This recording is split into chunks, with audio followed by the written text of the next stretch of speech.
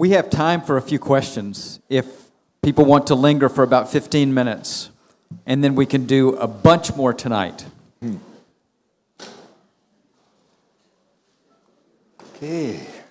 Anybody?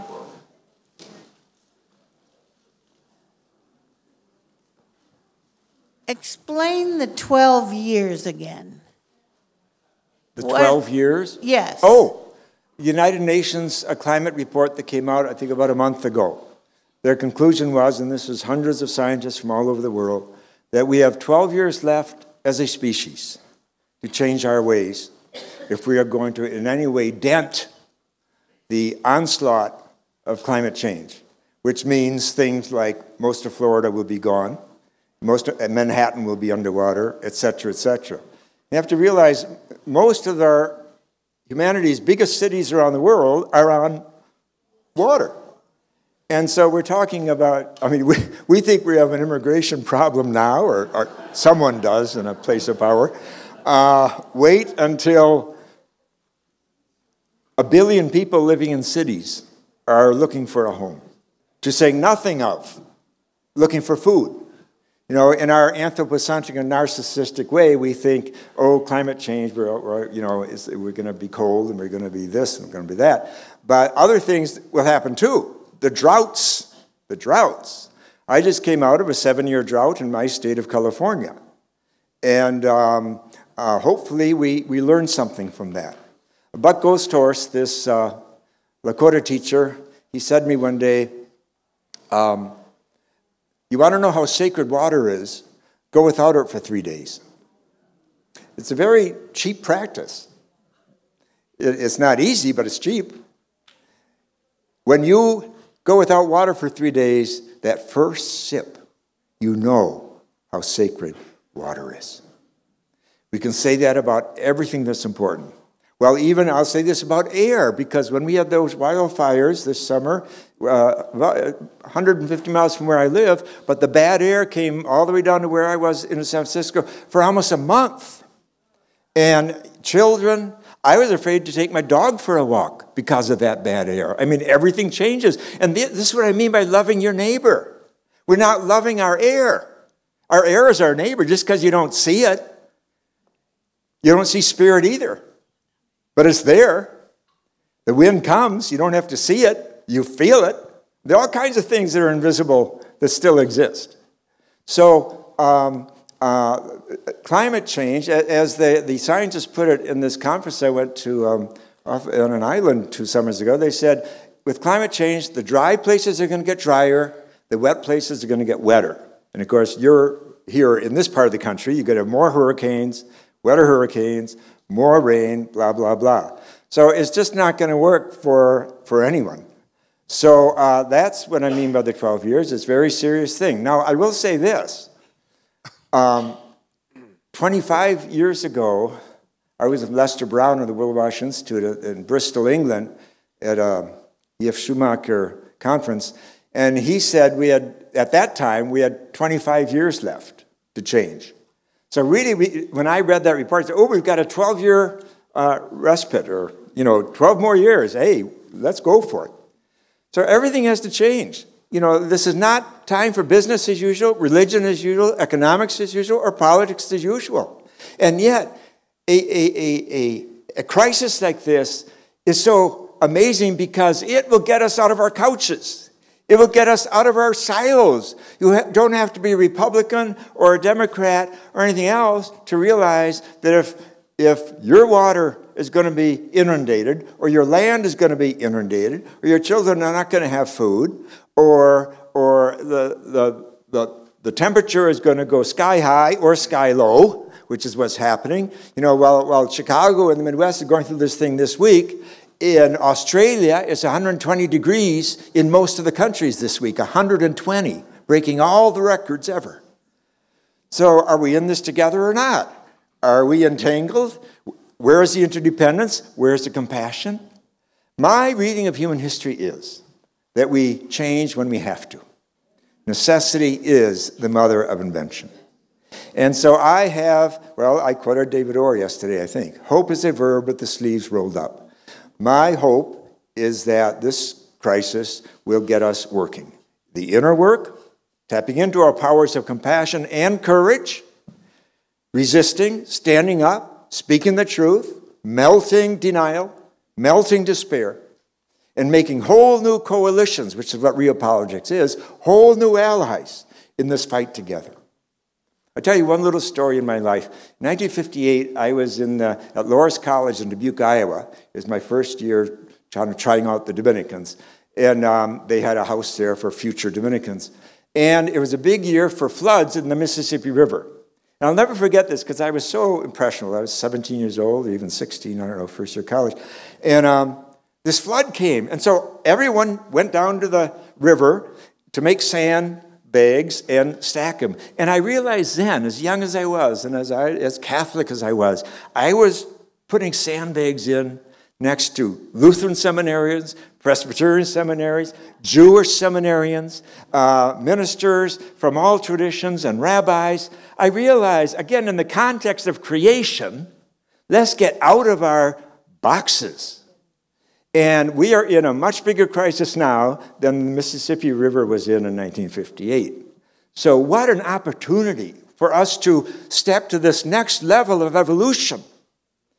And where love is not just a feeling or a word that has been misused for centuries and is still selling a lot of crap in the name of consumer capitalism, so it's been distorted so badly. That may be one reason I prefer the word compassion.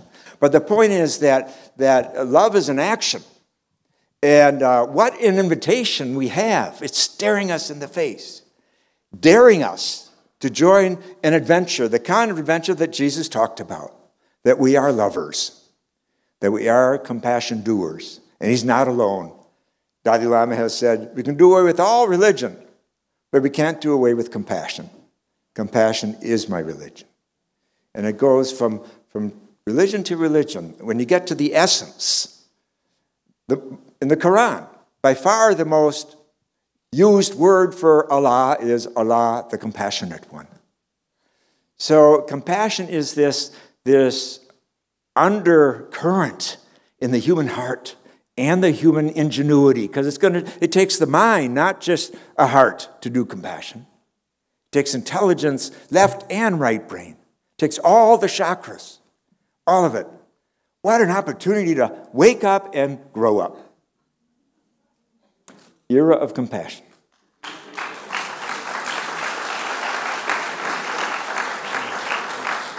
Hello? Should I? All right. Well, first, thank you for your very moving words. I think I mentioned to you yesterday, so much of what you say sounds so Emersonian to me. Emerson is very important writer and thinker to me. And he also said in one essay, the world is but thickened light. Thickened light. So thickened light? Yeah. Well, he was ahead of his time. So most mystics are. Yeah, and I think there's even a resemblance between you and Mr. Emerson, so that's nice. Also, this is maybe a naive question, but could you say a bit more about the distinction between faith and trust that you touched on towards the end? Thank you. Yes, I just think that we've underestimated the power of trust, and we've overestimated the accumulated list of faith issues. I think there's been investment in that. I think it parallels the investment in ignoring the cosmic Christ. And the investment in original sin, it's not a good political investment. If you can't get people feeling bad about themselves, they're not going to volunteer to join the army a lot to kill people in the name of Christ. So if you're going to run an empire, original sin is a great idea. So the church has taken detours. And so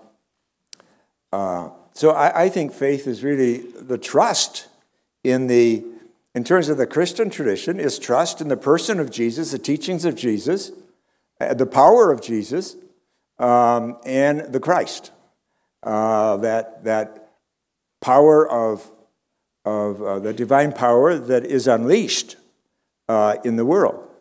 Thomas Merton says, every being is another Christ. That's the cosmic Christ. And why isn't that an article of faith? Well, remember, the Nicene Creed was called by the Emperor Constantine. So it's quite tainted. And I'm not one who says, oh, let's burn all our traditions or all our credos. I say, let's just put them on the shelf for a while and entertain some new ones, like the third nature of Christ. Let's run with the third nature of Christ for 2,000 years and see if that gets us closer to Jesus' teachings than did the Nicene Creed and so forth. So we don't have to overthrow everything or go to war with our ancestors, but I think we have to be smart enough to know that we're called by geniuses, spiritual and scientific, like Teilhard de Chardin and many others, to step forward with a deeper understanding, a new understanding, and in many ways an ancient understanding. I keep going back to the pre-moderns. In a postmodern time, the pre-modern has more to offer us than the modern. This is why in my life, I found myself, every other book I wrote was going into the Middle Ages. Go back to Hildegard, 3 books on Hildegard, 3 books on Eckhart, and 1 fat book on Aquinas. Because I was so, I didn't really understand why, but I was so regenerated by their view of the world. Because the pre-modern view of the world, even the Middle Ages, is very, very indigenous. And I'll tell you a story. When I first started translating Hildegard, and I was the first one to publish Hildegard since 1906. The National Catholic Reporter called her, quote, crazy woman, unquote. Yeah, so much for liberalism. Anyway, when I started translating Hildegard, I brought some of her poems to class one day at Mundelein College. And I read one, a beautiful one, about how the grasses laugh and the dew sings, and just beautiful imagery of nature. And I remember reading that one poem, and a man spoke up. He said, I've just come back from living on an Indian reservation in South Dakota for 16 years. My spiritual director was a medicine man. That lady you just cited sounds exactly like my spiritual director.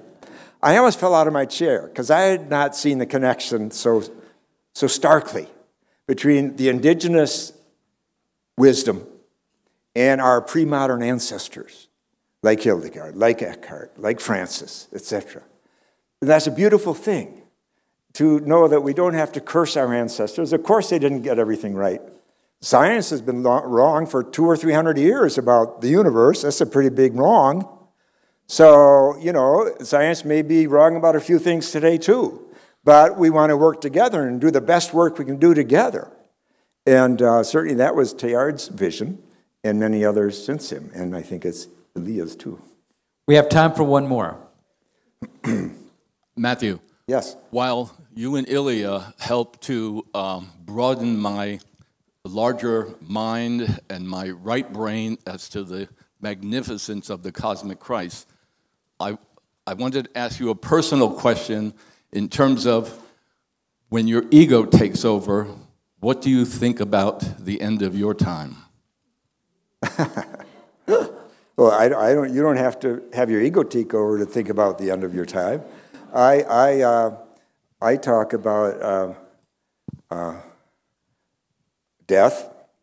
I spoke to a group of called Saging and Aging in Minneapolis a month ago, or maybe it was 2 months ago, based on Rabbi Zalman Schachtner's book on saging and aging. Obviously, death is a part of growing old. It's a part of life, even when you're not old. I faced death when I had polio at 12. A friend of mine had died of it the year before. And we face many kinds of death, as Francis says. We die not just twice, but numerous times in our lives. So I'll tell you a story about my mother. When she was dying, we all came to her hospital here in Florida. And but she didn't die. But most of my relatives were still there when I had to go back to California. I had work to do. I stayed about 3 or 4 days. So I went to say goodbye to my mother. And I went up to her, and she said, well, Tim, she said, she calls me Tim. The Dominicans gave me the name Matthew. She said, I'm not afraid to die. And I said, I know that, and I know why. She said, why? because I said, you're looking forward to an adventure and you're curious.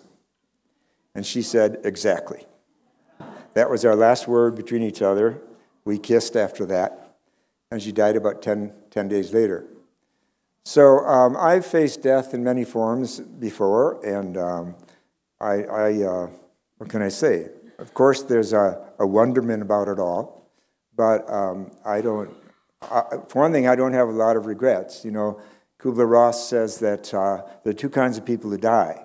Those who go in kicking and screaming because they regret an unlived life, and those who remember on their deathbeds. And this is part of, I think, the remembering from Jesus, the great reminder. Rabbi Heschel says that all of Jewish thinking can be summarized in the word remember. And so when you remember on your deathbed, the beauty, the joy, it may be something as simple as singing around the piano at holiday time with your family, or eating together, or something like that. But I have many joys to remember, and so I'm, as Meister says, if the only prayer you say in your whole life is thank you, that would suffice. So if you can leave this life with praise on your lips, with gratitude, what do you have to fear? Because you've undergone that first resurrection. You have woken up to the gratuity, the grace of our being here, and the gift of having been invited to this special, special planet after 17.8 billion years. Hopefully, you've spent your time well here. And if you haven't, there's time now. It's never too late. So that's how you die, gratefully.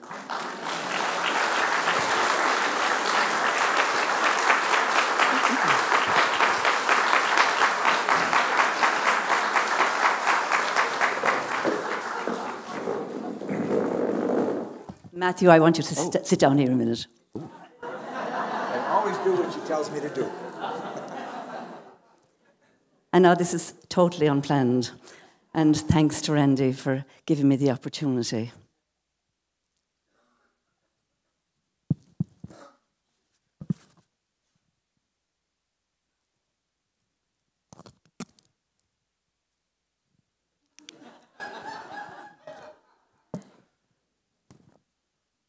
Back to around the time of Molly's birth, which is about 1984.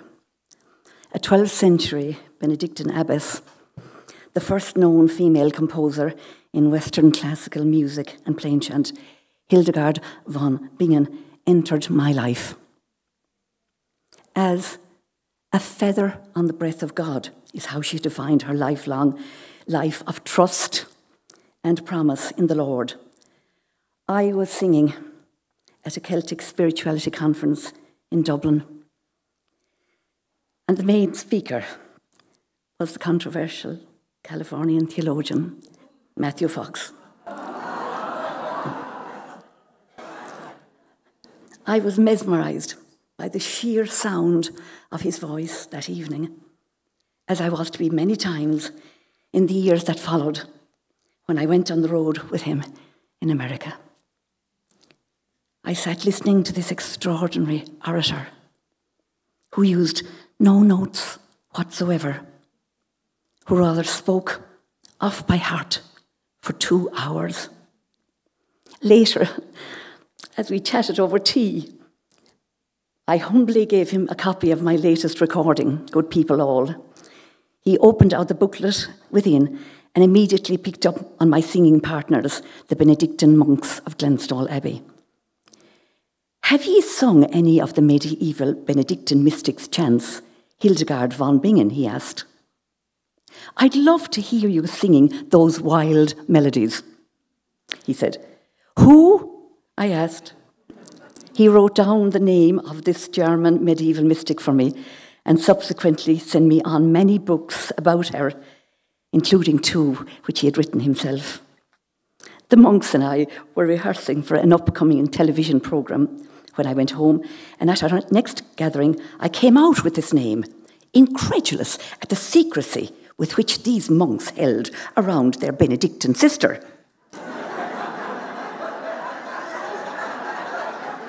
one of their own. An older monk, Father Gerard, now passed on, shook his head and said, and I'm picking up on Matthew yesterday, Hildegard von Bingen. Oh, for heaven's sake. That's eroticization of the chant. And he was right.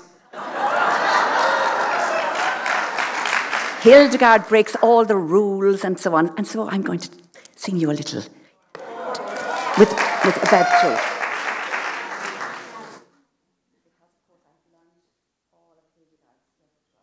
And indeed sang.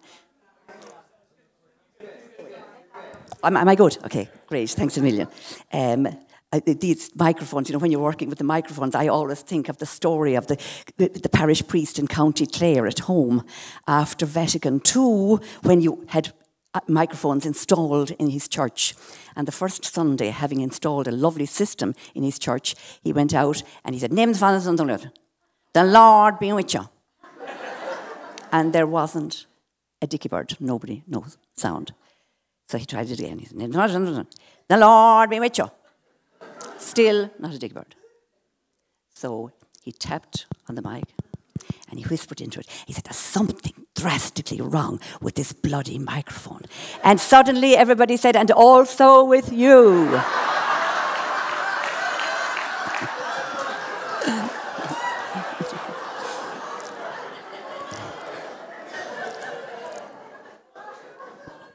So, but for Matt and for the love that I have for him, and he has inspired me so much right up to the path of ministry.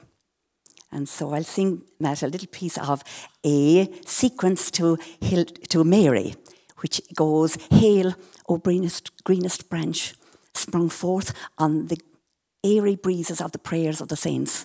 So the time has come that your sprays have flourished. Hail, hail to you, because the heat of the sun exudes from you like the aroma of balm. For the beautiful flower sprang from you, which gave all parched perfumes their aroma, and they have radiated anew in their full freshness. Hence, the sky bestowed dew upon the pastures, and all the earth was made joyful, because her womb brought forth corn, and because the birds of the heavens built their nests in her hair. Whence, O sweet Virgin, no joy is lacking in you. Eve rejected all these things. Now let there be praise to the highest. O viridissima Virgo, o qui inventus of labro citationis sanctorum prodisti. Cum veni tempus, qua tu floruist in ramis tuis, ave sit tibi quia calor solis in te sudavit, sicut odor balsami. Nam in te floruit pulcher flos, qui oderem dedit, omnibus aromatibus, que aurita erant, et illa paruerunt omnia in viriditate plena, ec omnia eva contem sit, lausit altissimo. Thank you, Matthew.